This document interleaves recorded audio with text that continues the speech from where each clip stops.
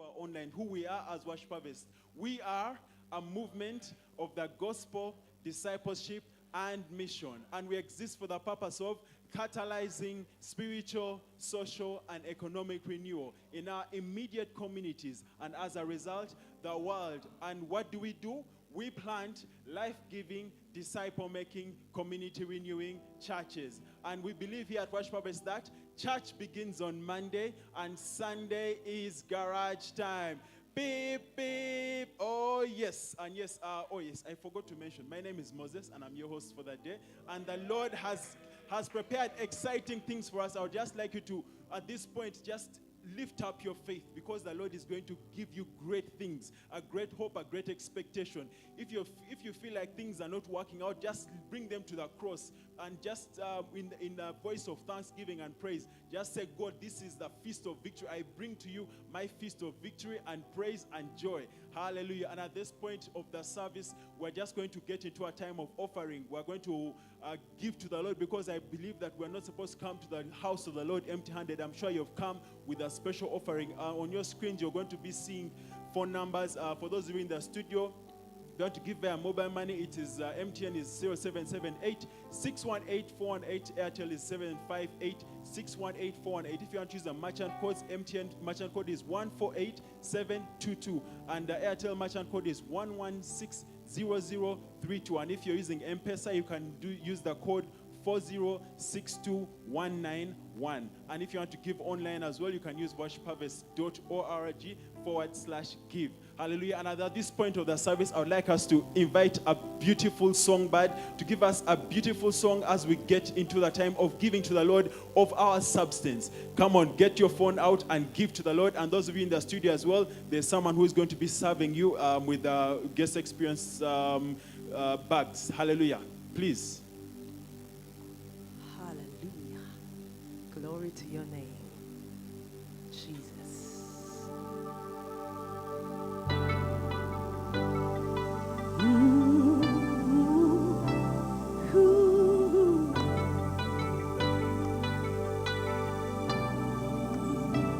You are my peace and my salvation. I will not be afraid. I will not be dismayed. I lift my hands in surrender,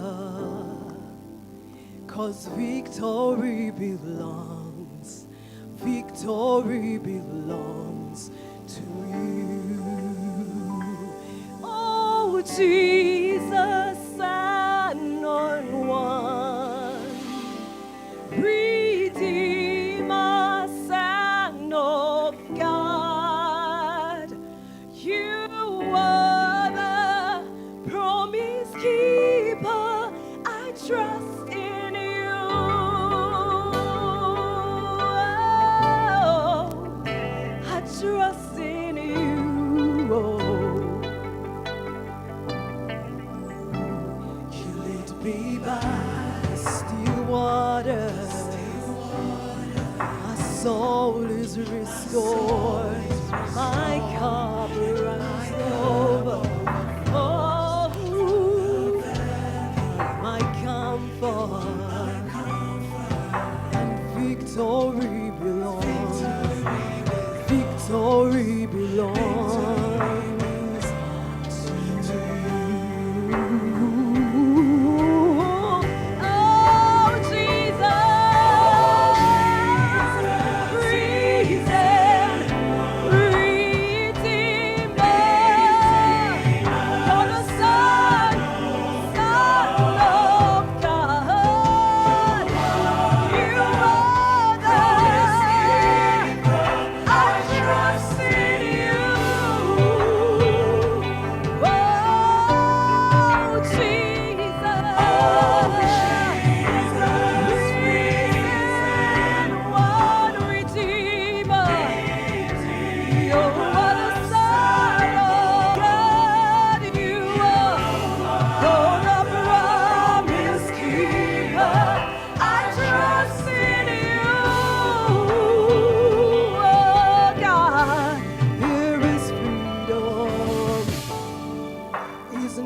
name. Freedom in His place. I will not be moved. I will not be moved. There is power in His name. Power in this place. Chains are breaking loose. Chains are breaking loose. There is freedom in His name. There is freedom in this place. I will not be moved. I will not be moved. There is power in His name. There is power in this place. Oh, chains, they are breaking loose. Oh, yeah, there is freedom in His name. Freedom in this place. I will not be moved. I will not be moved. There is power, power in His name. Power in this place. Chains are breaking loose. Oh, freedom in His name. There is freedom in this place. I will not be moved. No, I will not be moved. There is power in His name. Power in this place. Chains are breaking loose. Oh, Jesus, risen Lord, Redeemer. You're the Son of God. You are the promise keeper. I trust in you. Oh, yeah. Oh, Jesus. You are the reason, Lord, Redeemer of my soul. Son of God. Yeah. You are the promise keeper.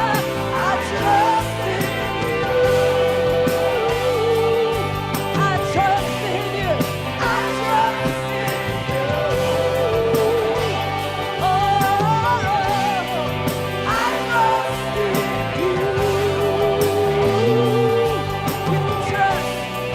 I trust in you.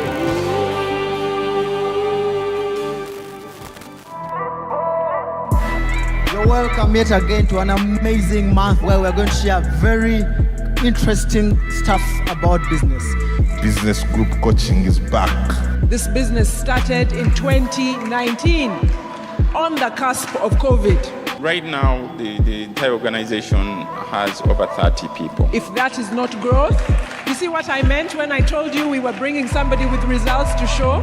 That the reason why I need to have this is that the people who follow me are mostly sinners. So, so they need to hear the word of the Lord. So he knew how to calculate cost of goods, he knew how to purchase, he knew how to price, he knew how to repair, he knew even how to collect debts. You strongly believe Jesus was a businessman? Yes. Anyone who sets up a business to work in it, you created a job for yourself. That business will fail. When the leader sees small, Yeah. the business is definitely going to stay small, and so is everyone in it, trapped in the smallness. Exactly. You who think the business people are not in kingdom business. Ooh.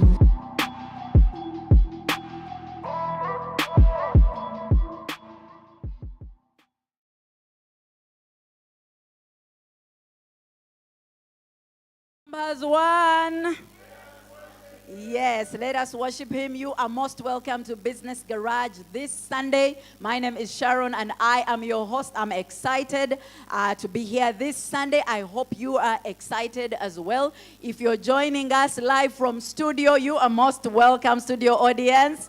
Yes, yeah. And if you're joining us online, we are very grateful and thankful, and we would like to say good morning to you. Good morning to you. Let me quickly send greetings to those that are online right now. We have Nachimoli Fatuma, Gerald, we have Henry Wandera, we have Emmanuel, we have Joshua Okello. My goodness, you are all online and you are most welcome to Business Garage this morning. If it is your very first time to tune into Business Garage, this is the space where we equip kingdom business men and women to go out and live out those kingdom principles even as they do business. And so if it's your very first time, you are most welcome.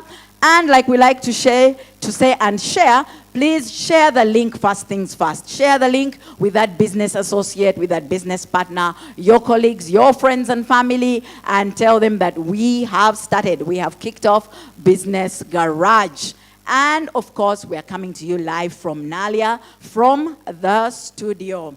We've come to you live from the studio, and we are happy to see you. We're coming to you live from Nalia, the studio. So if you're anywhere near Nalia, Chaliwajala, Najera, you are very welcome. Please make your way. We have just kicked off, so it is possible for you to join us. And today we have an exciting show. We have a guest that has had my inbox on fire for one reason or the other because of who he is. And so today we are very privileged and honored to have with us an actor. He's an actor. He's a musician, I think. He's a businessman. He's an engineer.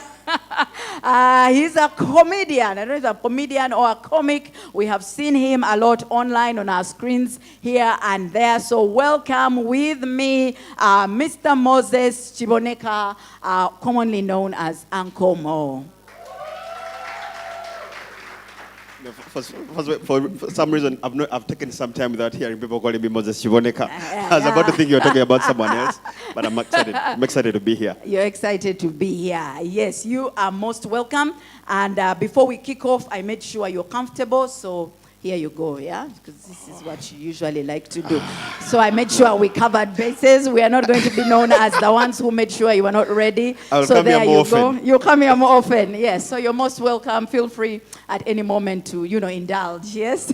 Yes, so you are most welcome. And today we are going to hear your story. You're going to tell us a little bit about yourself. But of course, you're a businessman, and this is Business Garage. This is Business Garage, guys. It's Business Garage. We're here for business. Come on now. Yeah, guys thought we were coming for a comedy show. It's not a stand-up comedy show. By the way, when the people I work with at the garage saw the flyer and they saw Business Garage, they were like, hey, is this also our thing? I was like, no. I was like, this is a garage, but it's for people. So they were like, are they doing that bad? At that moment, I couldn't save you guys anymore. So you're lucky that the cameras don't look at the audience, because every time if they were going to look at you guys, the people at the garage are going to be like, Bambi, they are the ones. Well, it is a garage. We resource people. We service the businessmen and women and make sure they are ready to go out there. So yes, it is truly a garage. So you are most welcome. Thanks. First things first, let's get this out of the way. Are you really a mechanic? That's the question. Or that's just, so let's get that out of the way. I've been a mechanic longer than I've made digital content. I was a mechanic when I was still at camp. I've been a mechanic for about 10 years. Wow, all right. Yes. Okay, so that's out of the way. You are truly a mechanic. You are, you're not just acting. You really are. You really repair those cars that we see in the skits, yes? Yes. So, guys, those of you that were asking that, it is out of the way. But in Uganda, who isn't? Who isn't a mechanic? You're right. You're right. So, quickly, I didn't want to deny the people an opportunity. Your fans, send greetings, please. But when the flag came out that I'm going to be here, I had 40 people in my inbox asking me to send them. You guys, I can't send. We only have a few minutes. Exactly. So I want to just send greetings really majorly to the people who are the reason why I am in this seat today.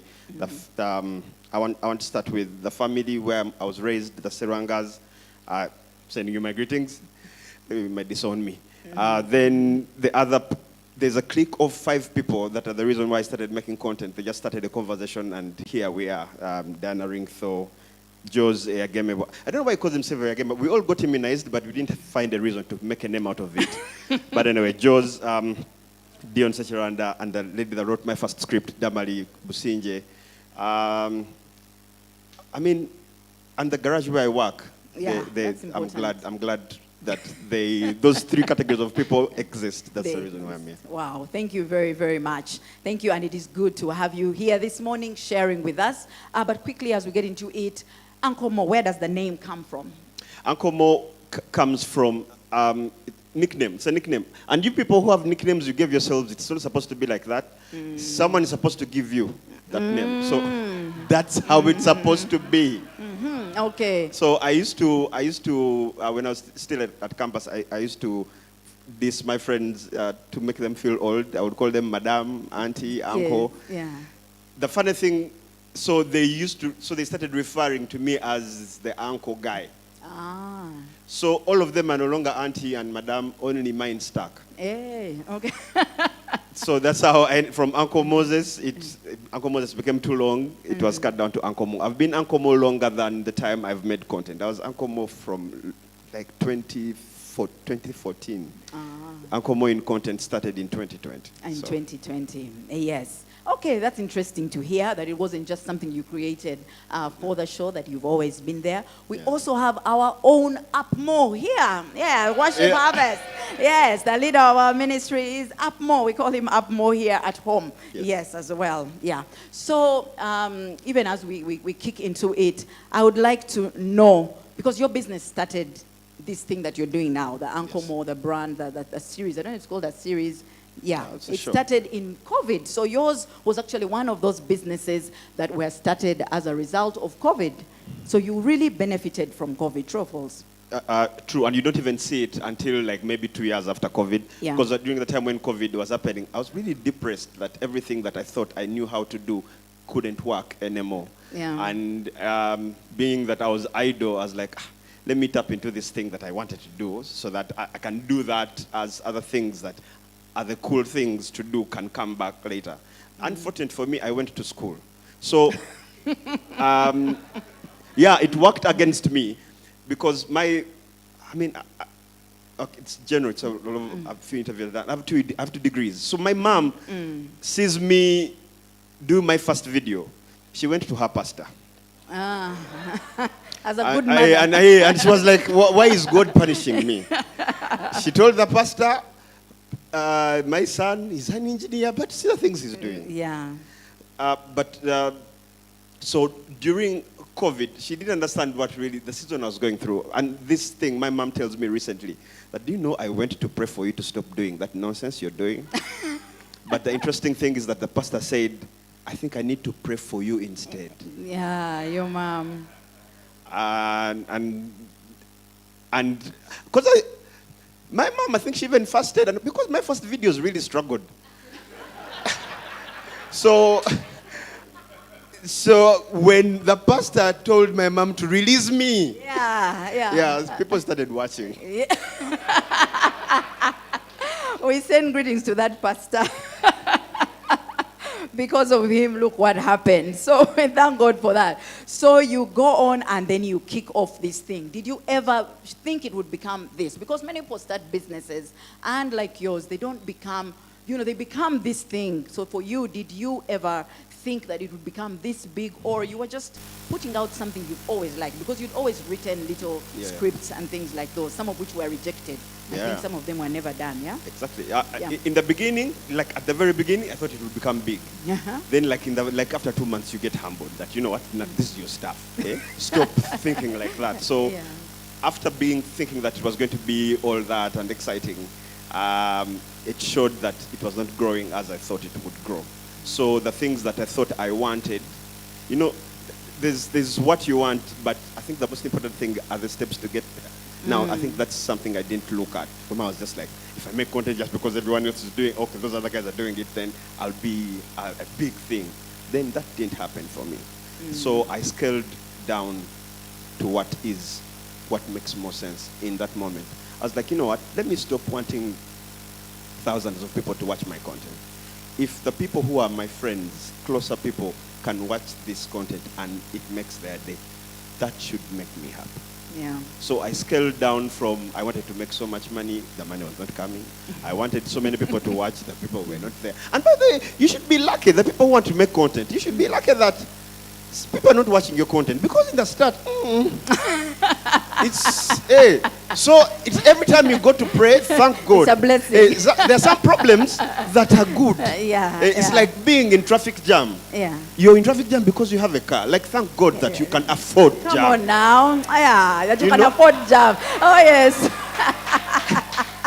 Do you know that there are people who can't, like, when fuel is 8,000, like 8,000 shillings, so many people can afford 8,000 shillings. Yeah. But do you know when it can't mean anything to you? Like, for you, 8,000 of fuel means something to you after it affects tomatoes. Like, there are things that are far from problems, you. but we should thank God for them. So Yes. I thank God that I didn't have a followership that could turn me away early. Because in the Discourage beginning, you. because in the beginning it was, so it was hard, and I scaled down my expectations to, you know what, let me make my family, my friends, and if they like, they'll share with their friends. Let's start there, and that will make me happier. Yeah. I stopped looking for the money. I stopped looking for the followers. For some reason, when you stop taking care of the greedy part of the picture, that part takes care of itself. Exactly. I like that. Yes, if you're not pushing really just for the money, and then you focus on actually the product that you're delivering out there. So really you focused on the content, making sure what you're delivering is out there. And what I like about it is that you say, let me focus on my family. And for most people, the first and best way is to sell to your family members when you start any business. If your family members can take it, eat it, you know, even those people who bake, they say start with your children. If your children can eat your cookies, surely other people will be able to eat them. So yes, thank you for that. Thank you for sharing that. So you're an engineer turned into a comedian. Do you still do the engineering? Because you're one of those people that get to do their hobby as well as other profession, something that they studied. Are you doing it full time? And if you are, how do you do it? How do you manage to balance the two? Is one struggling? Is the engineering struggling? Are people at the garage not seeing you apart from when you come to shoot? They're like, he's here now. How are you doing it? Yes. I think over time, the roles you're playing. First of all, what I'm doing that society has branded me as a comedian, but if I call myself a social commentator, I like to tell stories about things. Maybe my style can make some people laugh, but really I just wanted to be a satirical commentary guy. And it is a side hustle for me. But I find that a side hustle is earned from doing your main hustle well. Like, and I think, I wish so many things were like that. Like too bad that my relationships are not like, because it would have been like that. Like this, you've been so good at this, we should give you another one. No, but because of course it's not, no, sorry, it's not. It's because it's how it should be. Yeah. People think that I should get a side hustle because my job is not giving me what I want. No. It's because you're doing so well at the job that the side hustle can flourish. Because I have so many disciplines that I cultivate into my commentary work, my digital content work. I must actually, my digital content work is run by my disciplines that run the garage. What you guys see on TV, on your screens, has nothing to do with what keeps that show running. So the disciplines picked up from the side are what brings. Of course, I can't do hands-on work as I used to. I have more of a supervisory role at the garage than hands-on, because it also takes away from my eyes looking at the right places they're supposed to look at the garage business. Then of course, and unfortunately, I can't create during the day. I don't know why. However much I try, it has to be at night when everyone. I don't know what happens during the day, but at night somehow the ideas start coming. Distractions. Yes, so I shoot much earlier in the day. By now I should be about to get done shooting. So that by the time work starts at garage, the shooting and moving, telling people, guys, keep quiet, I need my sound clear. And I'm actually easily distracted. Like every time, I don't want to look at the audience very much because I'll forget You're even about what to start waving. Yeah. I easily get distracted. So every time I'm shooting, I keep telling my workmates, please, don't walk too much. Walk behind me because I'll forget what I want to say. So I shoot very early so that I don't have to keep doing that. So somehow they start to coexist. I'm an events MC and host. That usually happens end of the week. So I've found a way that different things can fit in. And the discipline really comes from how broke you've been. before, it gives a certain level of discipline that you must make it work. You must make sure this time this is happening and it stops, so that another thing happens and it stops, so that another thing happens, so that you can finally buy your car. So it's a thing of the discipline has to work for me if the bottom line is supposed to make sense. Makes sense. All right. You keep talking about these disciplines. What are some of these disciplines that you have had to grow? Because a discipline, really, you grow it. You're not born a discipline, So what are some of these disciplines you feel you have, cultivated and nurtured that have led to your other public life, excelling and you doing well there? I think there are three things for me that are key. One, I believe in working with other people. Okay. You're not as good as you think you are. Even whatever your mother told you, she was lying. Yes. I believe in working with. Oh no, she was not lying. Your mother's tough. I find working with teams is key. You can't know everything, and you can't believe what other people can. There's a saying, I don't know if Bill Gates really said it, that if you want a complicated task done, give it to a lazy person, they'll find easy ways to do it. It is a very smart thing. Every time you give something to someone who doesn't, when I produce a video before I release it online, I send it to like 8 people. Of the 8 people, only 1 is technical. The other people, one of them is even very, very, don't say many things. Yeah, but you see, that person, and I tell this person, because I don't know how to backbite. Yes. Oh, no, I know. But this particular person, because they are very resourceful, I tell them that because I find you take 4 times to get the joke, you're very important to my videos. Yeah. There's that marketing, Yeah, there's a market you represent. You represent. Yeah. I was making a video about the Vision Pro. And I was like, I'm going to send you this thing about the Vision Pro. Tell me what you think. Then she was like, what is it? I was like, crap, I didn't cover that. So I had to write again. Yeah. There are some of you who don't even know this. Thanks to that guy. Hey, it's so expensive, it has avoided all your conversations everywhere you are. Yeah. So it's see, someone got the joke. You all that person. Anyway. They live among us. Anyway, so I find that working teams is key. The other thing I try to be very clever with stuff I do and try to find shortcuts. I found that there's no shortcut to hard work. That's a second discipline. Then the third one, there's a lady in Chiraka called Maureen Serwanga. She's my mother. Wow. We celebrate her. That is the other, like every time I'm trying to do something or say something, like she's like here, standing there. Are we doing that now? Are we going to do that? Like, yeah, are you really sleeping? I find that everyone needs, before you set out whatever you know, if you don't have something that will keep calling you back to, we don't do that here, we don't do that here, you're in a lot of trouble. Yeah, a place where you're accountable, highly, yes. All right, so basically teamwork, a lot of people have been there, a lot of hard work, and a space where you're accountable have been some of those things that you have had to grow, really, yes. What is that one thing you've taken away from fixing cars that you feel has helped you in building all this comedy content and dealing with your customers? Because the customers are different from those that are driving in to have their cars fixed. Because now you're dealing with another group of people, corporate organizations in this other part of a business that you've grown. I think one thing that is key for my content is telling a compelling story. Trying to speak the way we naturally speak as Ugandans, as African, like as a people. So for me, working with the team I work with at the garage and also speaking to the clients that we work with, it makes me understand Ugandanness better, and that's where my content is rooted. My content is in English. It's a bit, it easily would come off a bit elitist. Yeah.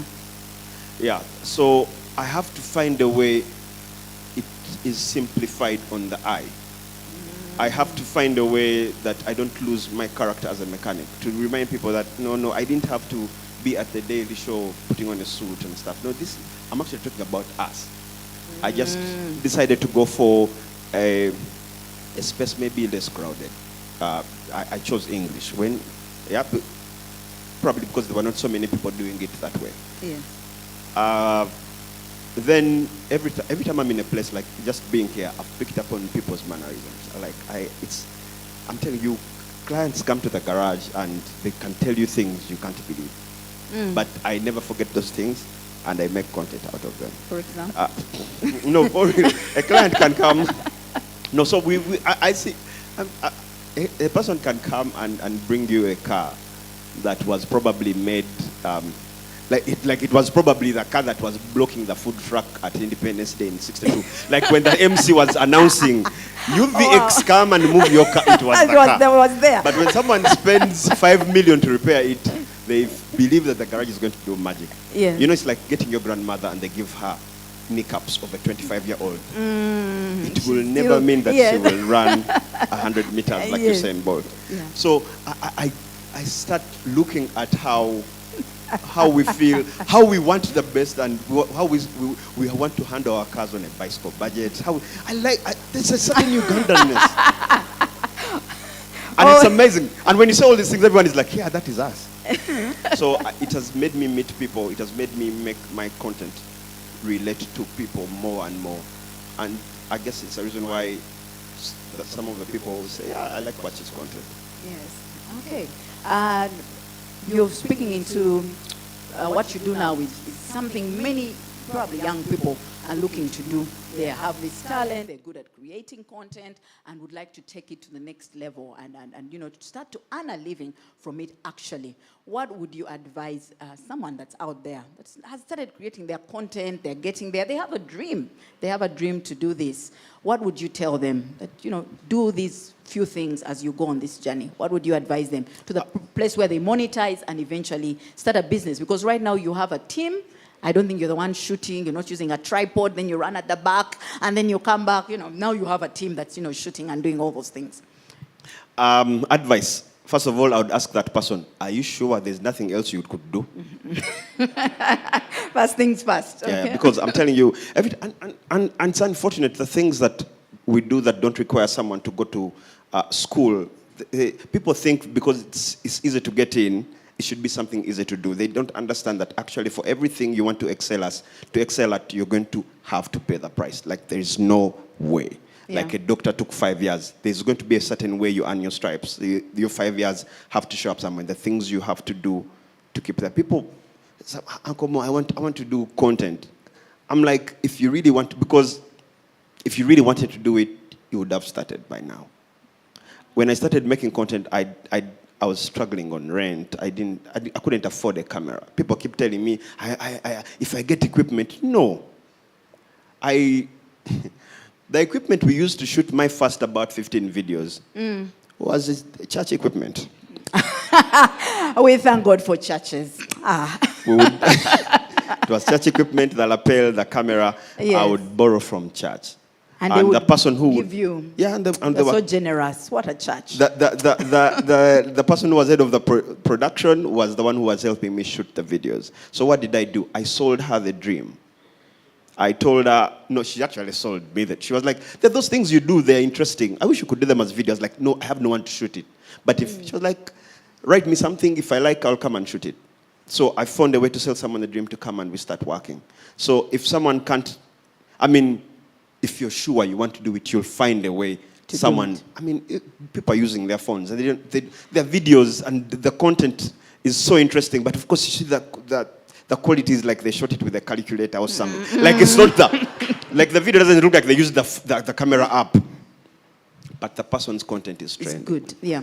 So I really want to tell people. I'll ask.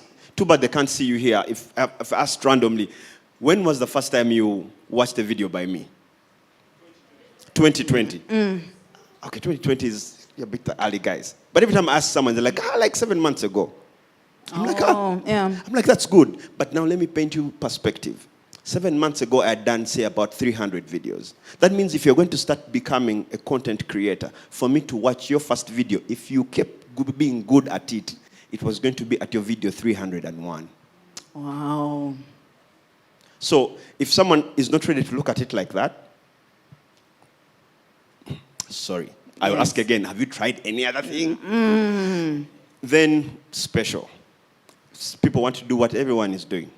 Good. It's good for inspiration. But along the way, you have to find what your special is. I have 3 stages that help artists become better at their craft. First thing is imitate. It is okay to copy. Yeah, that's true. It's inspiration. I was going through your board there, and this vision has been inspired. Wow. It is okay to be inspired. Stop. Yeah, they are geniuses. It's okay. But geniuses are 1 in a million. We're not even 1 million people in this room. So you see where I'm going with this? I can see. Okay, I'm trying to say that we are... The one when... What I'm trying to say is that we are normal people. Yeah. Actually, the talent just loved by God. Yeah, the talent just gets you into the room. So the rest of us are going to be inspired to do the things we want to do. So you need to imitate. Then you interrogate what you've imitated into what you want. There are times you discover what your limitations are, what you can do and what you can't. I wanted to be Jon Stewart doing the Daily Show. I couldn't. I ended up being Uncle Mo. Guess what? I prefer being Uncle Mo. And we do too. Now, after integrating, you finally innovate a new sound. That, you know what, I didn't have a desk and so many lights and several cameras and whatever, and a studio paying for. You have innovated a new sound. Now, it is possible for someone in the US to watch my content without me being in the US or being Jon Stewart. So if you can nail out those things, imitate, integrate, innovate, they'll take pressure off you trying to do things you can't do, or trying to copy people. You will start understanding which stage you are. We usually follow for the integration stage. When you're like, I don't have money, I don't have what. Me, I will shoot all my videos during the day because I don't want to hire lights. Genius. With the African sun. So yeah, those 3 things, yes. they will point you to your North Star. But importantly, you're going to do a lot of work. This only comes alive when it gets to a point where we're like, you know what, we can't ignore him anymore. Who the hell is this guy? So before you're at the point of kutama bantu, and people are tired of you, if you're not ready for people to get tired of you, then you're not ready. Wow. Yes, so we've learned that you need to imitate, integrate, and then innovate with around what you have, which is very, very important. Creatives have been really maybe castigated for being out there. Their minds are out there. They work in their own time. They show up when they show up, and things like those. What would you speak into that? Is it, tell us, we who are not creative, that these guys handle them like this. The truth is, okay, I want to speak for myself. There's a way when I have a project to do with someone, they're like, we want you to help us formulate an idea about this. When can you give it to us like tomorrow?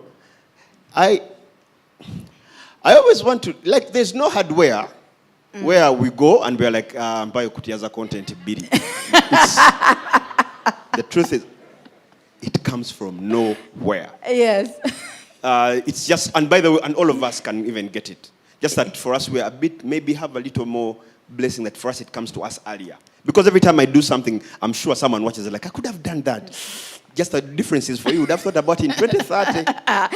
Come on, no. It's just the difference. But you'll find that it is something that you can do. Yes. Everyone can do it. It's not special, really. Yeah. Just that I got to it before you. That's the only difference. So that the creative comes from a special place. And we all have our ways of tapping into our creative. And the truth is, it gets to some of us and we start thinking that we are too special and what. So it happens.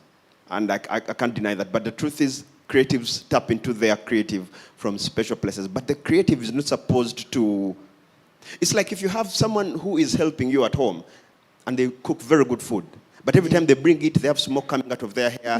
It's like an accident just happened. Yeah. Like they're showing you how we took so much to get this done, so that you can praise them that, oh, you fought a whole war to prepare me 2 sausages.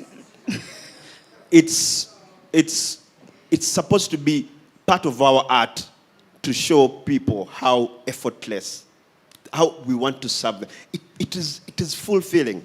It is a huge point of satisfaction. It's that their creatives get their satisfaction off the money and find something else to satisfy them, the money will satisfy them better. Wow. If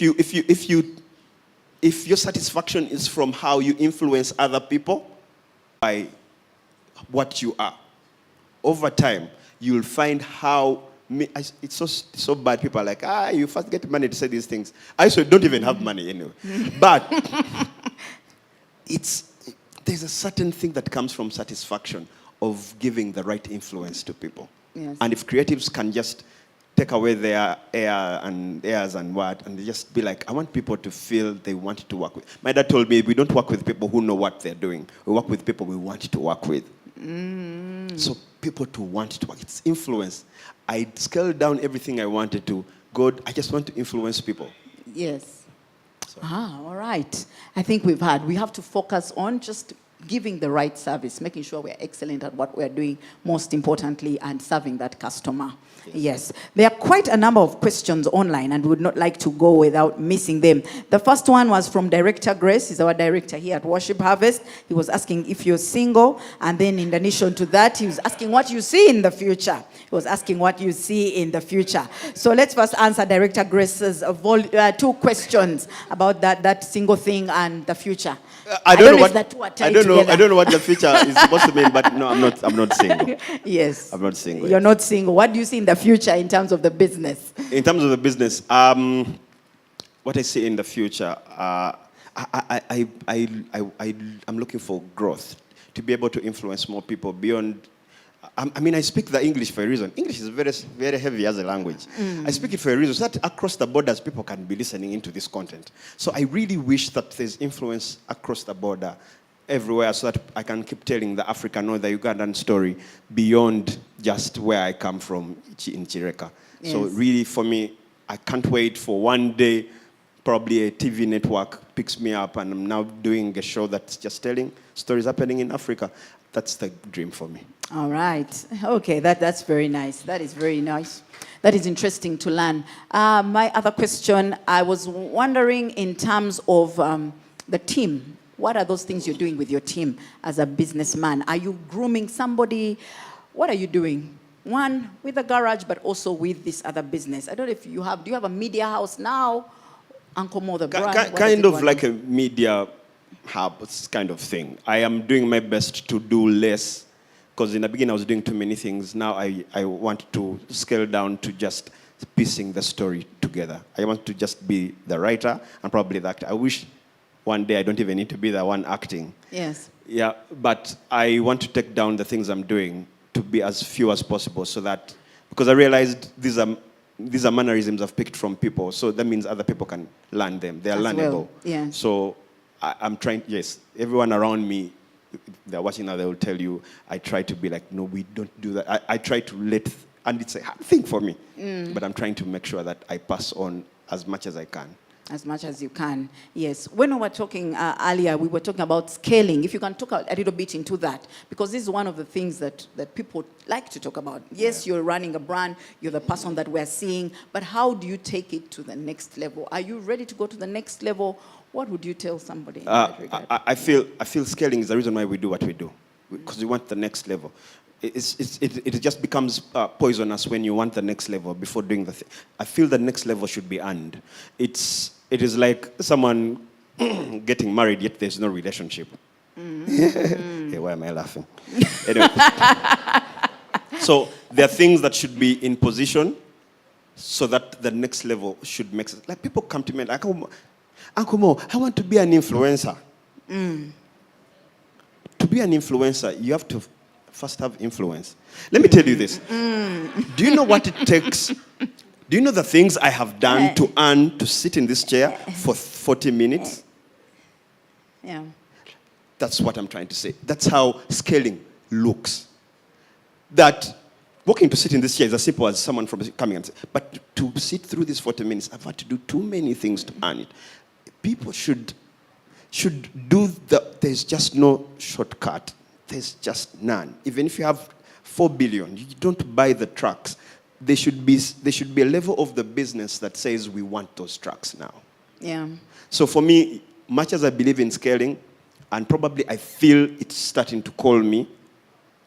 I feel it is earned fast. It is a level, and so that you don't be, what they call it, so that you don't be frustrated. Like, I have 500 bads. Being that I've understood this, and I mean, it makes this much money. So if I had 50,000 bads, this is the much money it should make. Let me go to the bank and get money and do the 50,000 bads. I think you see how that is going to go. It can end in Yeah. tears. So for my feel, let us appreciate the little growth. But growth is so unproportionate. Like I've said, I've done so many things for nearly 4 years to afford to sit in this chair for 40 minutes. Yes. That's how scaling looks like. You have perfectly, been able to explain scaling, something people have been trying to explain for long. So thank you very much for simplifying it. So really, I think you've earned your right to do what you do out there, making, the things that are happening in the scenes politically, socially, and just simplifying the issues and allowing us to digest the things that happen, which is what I think. What do you think is your unique selling point in delivering your content? Because that's what they always tell business people. When you're going out there, unique selling point. They always talk about it. Do you have a unique selling point? I do. When businesses come to me to do content for them, I tell them, if you have no unique selling point, I have no story to tell. I told For them the businesses that are coming to you. Yeah, I tell them I don't have a story to tell, and it is okay. Some of them are really like the top 1% of this. If you have no story, you can't just tell me we're the biggest beverage brand. That's not a story. People don't buy into that. People buy into the experience of what your brand brings. Yeah. So for me, my selling story is that at all times, I want to be able to tell a story where you're going to say, he has spoken about me. I want to say a story about us that speaks about us. If my content is not talking about people who can't pass behind their chairs in their living room, the truth is, we know, if I feel that will go down as the fabric of my content. All right. So you've become a business consultant. Huh? When you go to these companies, you first do a consult. Find your unique selling point. Is that what you do as well? Yeah, So and it's annoying that I do it for like an hour, but just to say no. Yes. Yeah, but because I'm like, let the no at least be useful. Yes. And I'm like, then after you figure out all these things, then I have my entry point. Because it's easy for me to make the video, and I'll make the money. And probably I won't even want to be cheap. But I don't want where we're not all winning. Yeah. So I'd be like, no, I can't be that guy. Yes. Yeah, okay, let me be the one. Because everyone is picking up any gig. And by the way, these gigs also slow down my real reason why I started doing the content. I really just love telling African stories. So when I'm doing influencing gigs and the honest truth is not the bigger picture. It is. So people are so tied up into what is not, and that is sad. It is sad, isn't it? Yes. All right. And you have just spoken into earning your way into something, and so want to celebrate you. I think you're among the 100 most influential Africans, so we would like to celebrate you. Really have earned your right to our seat, and it's a pleasure to see you here. So those of you that didn't know, he did, and he's won a couple of awards on the continent as well as in the country. So congratulations on those. Someone asked an interesting question in line with that are you ready for people to be tired of you? I be thinking about that all the time. It's my biggest worry. Every time I have a hit video, when I'm in my own space, I'm thinking, God, for how long? Yes. It's a big worry for me. And I've started embracing it because I'm like, no, God can't be that broke. That's only me. So, yeah. And I don't know. It's like how people wait for all other things. I'm like, actually, me, I always be saying, because when I was starting, the only people that I didn't send greetings to, the other real reason I do this, they are the people who say that it doesn't work, that I won't go anywhere. Yeah, the naysayers. There's so much. They do something for us. There's so many cynical people in our lives. You know, cynical people, they're defined as someone, they walk into a room and there are flowers, and they're like, who has died?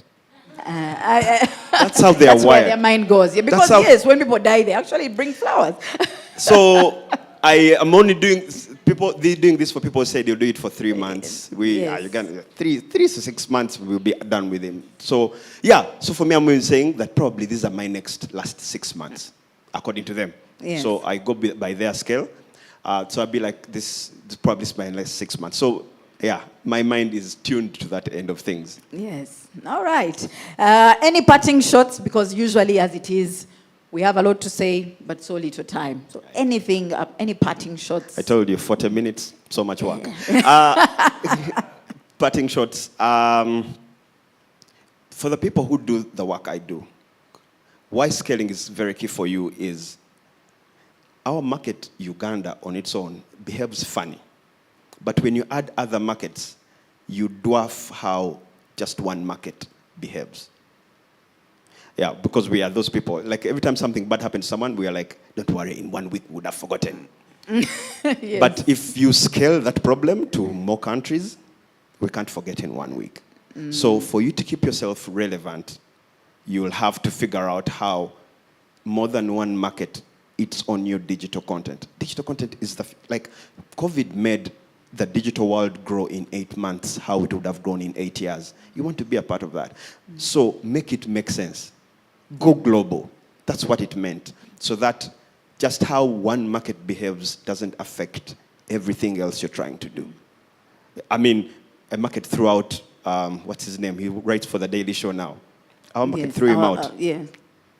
Guess how insignificant it is? He's winning Emmys. He's winning, Yeah, so we have to plan like that. And of course, I'll go back to what I said in the beginning. Like, go crazy until they can't ignore you anymore. Yeah. Yeah. All right. Wow, that is very good. That's a very good way to wrap it up. But not only for the people in the digital space, content creators, for every business, think global. There's more than just Uganda where your business can go and do all these amazing things and solve the same problem that you're solving locally. Also, I'll need some tea. You need some tea to go with them. Mental note.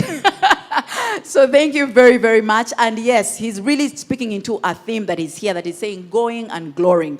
Go out there because that's where the glory is. The glory is in the going. So you have had Uncle Mo here today, and he's talking about his first equipment coming out of church. So we see that there's a role of God in the thing that he is doing today. And so we want to end this show by giving you an opportunity to start a relationship with God this morning. Because after all is said and done, that is the most significant thing that you can do with your life. That's the most significant relationship that you can get into. That's the most significant person that you can bring on board in your life to partner with you, because he's the one that has all these amazing dreams, plans for you, plans to succeed you really. So I want to give you an opportunity this morning, you that is listening, to give your life to Christ. Because we like to say, what does it benefit you to be the most influential in the world, but you are not influential in the most important thing, which is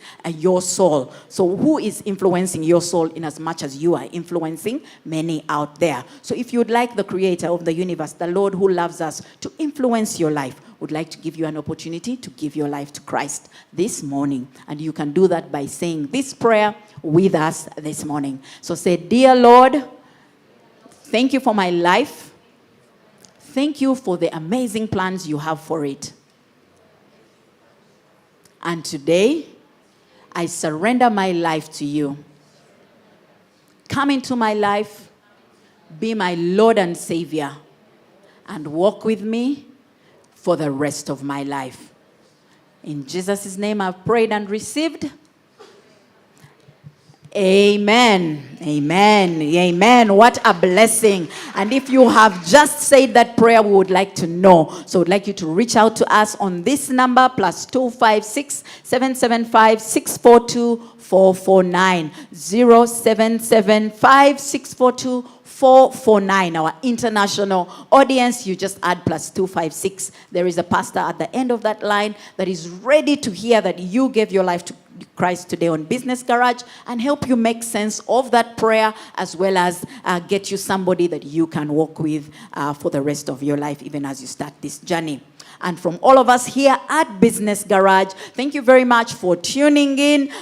We love you very much, and remember that you are blessed to be a blessing. Go out and win because you already got it. Thank you. Until next week. Bye-bye.